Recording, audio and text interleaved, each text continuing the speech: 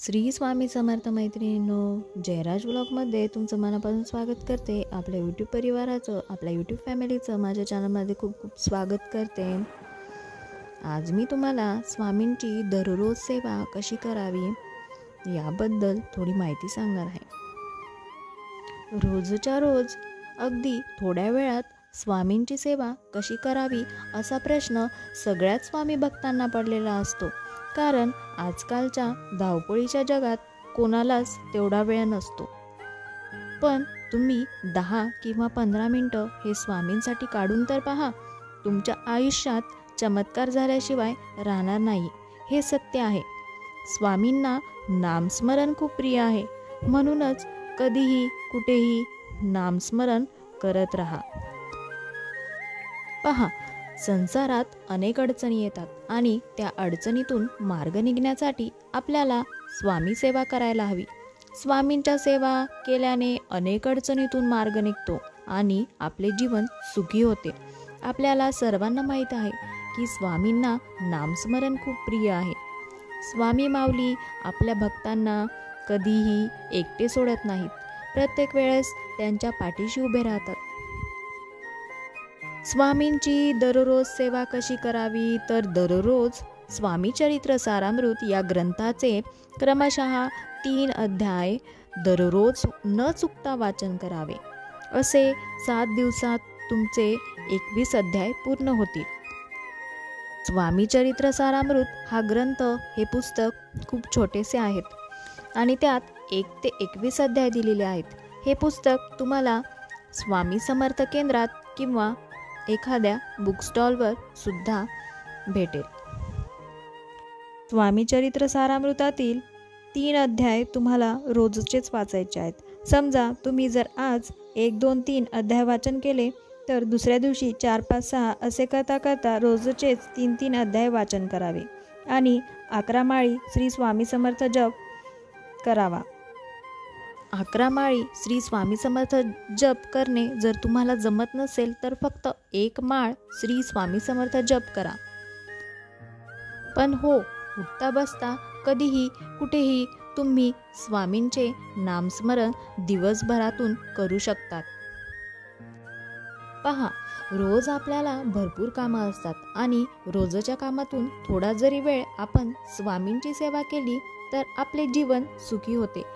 जसे की तुम्ही गृहिणी असाल तर रोजचे काम, घरातील साफसफाई, स्वयंपाक बनवणे, कपडे भांडी धुणे, मुलांच्या शाळेची तयारी करणे, असे एक ना अनेक भरपूर कामं असतात आणि त्यामधून गृहिणींना वेळच नसतो. पण आपण जर ठरवलं ना तर वेळ मिळतोच आणि थोडा वेळ देवाला दिला तर त्याने आपलेच आयुष्य सुखी होईल. म्हणून थोडा वेळ काढा.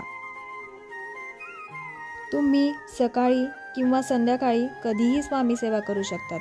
फक्त दुपारी 12 ते 12:30 या वेळात कोणतीही सेवा करू नका. कारण 12 ते 12:30 ही वेळ दत्त महाराजांच्या भिक्षेची असल्याने कोणतीही सेवा करू नका. समजा तुम्ही नोकरी करत असाल तरी सुद्धा वेळात वेळ काढून तुम्ही स्वामी सेवा करू शकतात. तुम्ही कुठे बाहेर जात असणार तेव्हा स्वामींसमोर बसून स्वामींना मुजरा करायचा व स्वामींना प्रार्थना करायची की स्वामी, तुम्हीही माझ्यासोबत बाहेर चला आणि बाहेरून आल्यावर सुद्धा स्वामींना परत मुजरा करा. आणि सर्वात महत्त्वाचं म्हणजे तुमच्याकडे स्वामींची मूर्ती किंवा फोटो पाहिजेच. लक्षात ठेवा, स्वामींची कुठलीही सेवा वाया जात नाही. स्वामी माऊली आपल्या भक्तांच्या सेवेचे फळ त्यांना एक ना एक दिवस नक्कीच देतात. 11 वेळा तारक मंत्र म्हणा. तारक मंत्रात खूप शक्ती आहे. तारक मंत्र जर तुमचा पाठ नसेल तर मोबाईलमध्ये तो लावा आणि मग तुम्ही बोला. नाहीतर तुम्ही एखाद्या कागदावर लिहून ठेवा, मग म्हणा. रोज रोज जर तुम्ही तारक मंत्र म्हणणार तर नक्कीच तुमचा तो पाठ होईल. मग नकळत तुम्ही केव्हाही आणि कुठेही तो तारक मंत्र अगदी सहजपणे म्हणणार.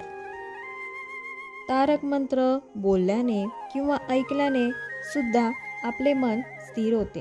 कारण पहा, आपल्या मनात अनेक वाईट विचार आणि चांगले विचार हे सुद्धा येत असतात आणि त्यामुळेच आपले मन स्थिर राहावे यासाठी आपण तारक मंत्र म्हणला पाहिजे.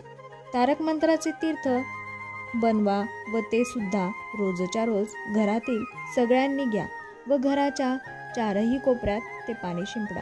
तारक मंत्राचे तीर्थ कसे बनवायचे हा व्हिडिओ माझ्या चॅनलवर आधीच टाकलेला आहे, तो व्हिडिओ पहा. सकाळी उठल्यावर रात्री झोपताना जसा तुम्हाला वेळ मिळेल त्याप्रमाणे श्री स्वामी समर्थ महाराजांचे स्मरण करावे. स्वामींना सकाळ संध्याकाळ नैवेद्य दाखवावा.